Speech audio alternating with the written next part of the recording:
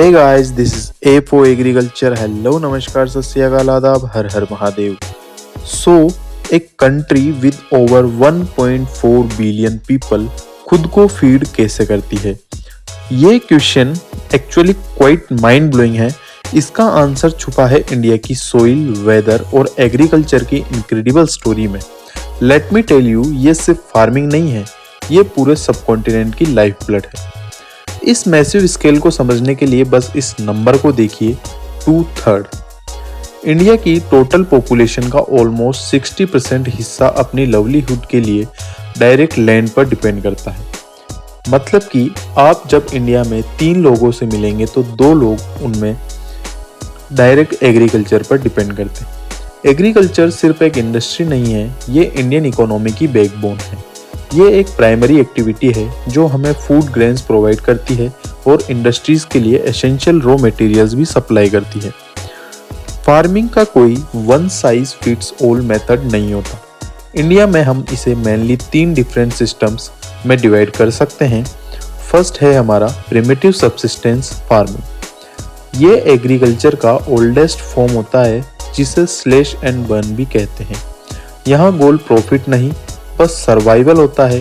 Farmers totally monsoon और soil की natural fertility पर डिपेंड करते हैं. नेक्स्ट आता है इंटेंसिव सबसिस्टेंस फार्मिंग. ये उन एरियाज में होती है जहाँ पॉपुलेशन प्रेशर हाई होता है बट लैंड लिमिटेड होती है. यहाँ एम होता है लैंड के हर इंच से मैक्सिमम आउटपुट निकालना using heavy biochemical inputs and irrigation. And third आता है कमर्शियल फार्मिंग.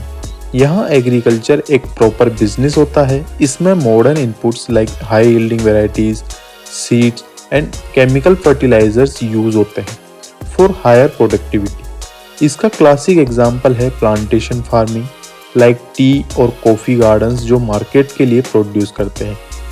आगे हम बात करते हैं क्रॉपिंग सीजन्स की. इंडिया में एग्रीकल्चर एक स्पेसिफिक क्लाइमेटिक रिदम फॉलो करता है. जैसे कि फर्स्ट है हमारा रबी सीजन. इसमें सोइंग की जाती है अक्टूबर से दिसंबर में और हार्वेस्टिंग की जाती है अप्रैल से जून के बीच में. और इसमें जो मेन क्रॉप्स आती है वो आती है वीट, बार्ले, मटर एट्सेट्रा. अगली बात हम करते हैं खरीफ सीजन की. इसमें हम सोइंग करते हैं अप्रैल से मई के बीच में और हार्वेस्टिंग हो जाती है सितंबर से अक्टूबर. और आगे हम बात करें इसमें क्रॉप्स की तो होती है राइस, मेज एंड कॉटन. आगे हम बात करते हैं जायद सीज़न की, जो कि इन दोनों के बीच में एक छोटा सा सीज़न होता है जिसकी जो सोइंग की जाती है वो होती है मार्च से लेके जुलाई के बीच में और हार्वेस्टिंग इन सीज़न में ही कर ली जाती है. जैसे कि वाटरमेलन और कुकुम्बर इसकी मेन क्रॉप्स होती है. आगे हम बात करते हैं डाइवर्सिटी. देखें तो इंडिया वर्ल्ड का सेकंड लार्जेस्ट प्रोड्यूसर है राइस और वीट का. हम पल्सेस के लार्जेस्ट प्रोड्यूसर और कंज्यूमर दोनों हैं. सिर्फ ग्रेन्स ही नहीं, बेवरेजेस में इंडिया की टी और कॉफ़ी वर्ल्ड फेमस है. और हॉर्टिकल्चर की बात करें तो we have immense variety from mangoes of UP to apples of Kashmir. Then we have non food crop. Cotton textile industry का मेन रॉ मटेरियल है और जूट को तो गोल्डन फाइबर का टाइटल मिला हुआ है. पॉपुलेशन एक्सप्लोड होने के बाद एक फूड क्राइसिस को अवॉइड करने के लिए 1960s में ग्रीन रिवॉल्यूशन आया जिसमें मॉडर्न टेक्नोलॉजी इंट्रोड्यूस की गई. बट एक मेजर चेंज टेक्नोलॉजी से नहीं, लोगों से आया. विनोबा भावे जो गांधी जी के ग्राम स्वराज आइडिया को मानते थे, उन्होंने भूदान ग्राम दान मूवमेंट स्टार्ट किया. जब रिच लैंडलॉर्ड्स ने पुअर फार्मर्स को लैंड डोनेट की तो इसे इंडिया की हिस्ट्री में ब्लडलेस रिवॉल्यूशन कहा गया. आगे हम बात करें फ्यूचर चैलेंजेस की.